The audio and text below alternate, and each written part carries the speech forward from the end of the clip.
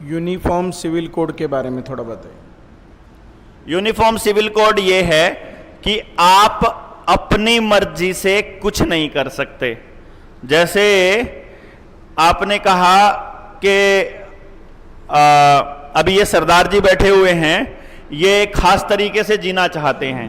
ये कहते हैं कि हमने तो अमृत चखा हुआ है और इनके पास तो महाराज जी की कृपा इनके हाथ में रहती है। तो यूनिफॉर्म सिविल कोड कहता है कि ये यूज नहीं कर सकते आप, क्योंकि बाकी लोग नहीं यूज कर सकते। दूसरा, मैं कहता हूं कि भैया जी मैं तो अपनी शादी के तौर तरीके हमारे ये हैं, हमारा तो कानून ये कहता है। तो वो कहते हैं नहीं, तुम ये नहीं कर सकते हो, जैसा कानून में लिखा है तुम सबको यही मानना पड़ेगा। किसी जाति के, किसी धर्म के, किसी भी जगह के लोग हैं, आप सबके लिए एक ही कानून है, चाहे लड़का हो चाहे लड़की हो। यानी अगर हमको टाइम फिक्स कर दिया तो इतना ही रहेगा। जबकि हमारी सामाजिक संरचना किस तरह से चलती है कि हमारे जो धार्मिक विश्वास हैं, हमारी जो कौम है, हमारा जो धर्म है, हमारी जो जाति है, हमारे जो संस्कार हैं, हमारी जो सभ्यता है, हमारा कौन सा मतलब हम स्त्री हैं कि पुरुष हैं, इस बात पर भी निर्भर करता है। ये सोच करके पूरे समाज की संरचना बनी हुई है। असल में ये पूरी सामाजिक संरचना को खत्म करके एक रूप में लाने का प्लान है, जिसका मैं दिन में भी जिक्र कर चुका हूं। One world, one government, one order, one uniform, one civil code, one कानून, वन सब कुछ। आपको दिखाया यह जाएगा कि हम मतलब जिसको एक परसेप्शन बनाते हैं ना, मान लो आपने ये कह दिया कि भाई जैसे हरियाणा में गए, हरियाणा में उन्होंने जाटों के खिलाफ पूरा अभियान छेड़ दिया कि जाट तो बड़े गुंडे होते हैं और जाट तो बड़े ये होते हैं वो होते हैं। तो ये क्या कहेंगे कि जाटों को सही रड़क निकल जाएगी।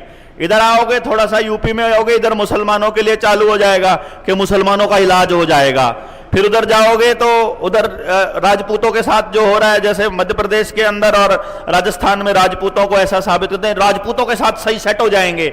उधर गुजरात में जाओगे तो पटेलों के लिए बोलेंगे कि पटेल ऐसा करते हैं, पटेल सीधे हो जाएंगे। असल में सीधा कोई नहीं होना, सबको सीधा करने का प्लान है यूनिफॉर्म सिविल कोड, और आपको खामखाई की डिबेट में उलझाने का प्लान है।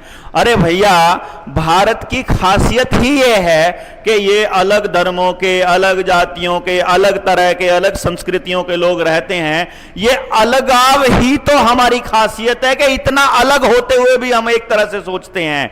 यही तो ब्यूटी है। इस ब्यूटी को खत्म करने की योजना है। गुलशन में सारे के सारे फूल सफेद उगाने की योजना है। गुलशन की सुंदरता अलग अलग फूलों से है, हमारा अलग तरीके की सभ्यताओं में ही है। और मैं समझता हूं कि हम लोगों को बड़ा खड़ा होकर के इसके ऊपर बोलना चाहिए कि भैया जी हमको सब पर एक कानून नहीं चाहिए।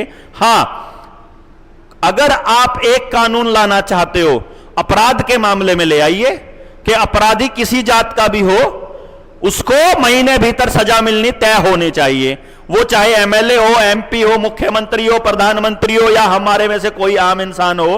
अपराध के मामले में केवल, बाकी चीजों को, जीने के चीजों को अधिक अपराध मत बनाइए कि आप अगर किसी धर्म ग्रंथ को फॉलो करते हो तो आप उसको अपराध की श्रेणी में लेने लग जाओ। क्योंकि न्यू वर्ल्ड ऑर्डर का एजेंडा है एक ही धर्म होगा पूरी दुनिया का, कृष्णाम जिसको वो लोग बोलते हैं, और वो कहते हैं केवल वही होगा।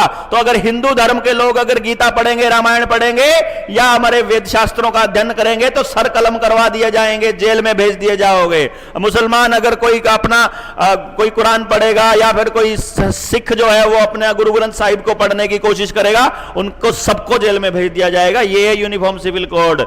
इसको समझना पड़ेगा बड़े आराम से, बड़े ध्यान से।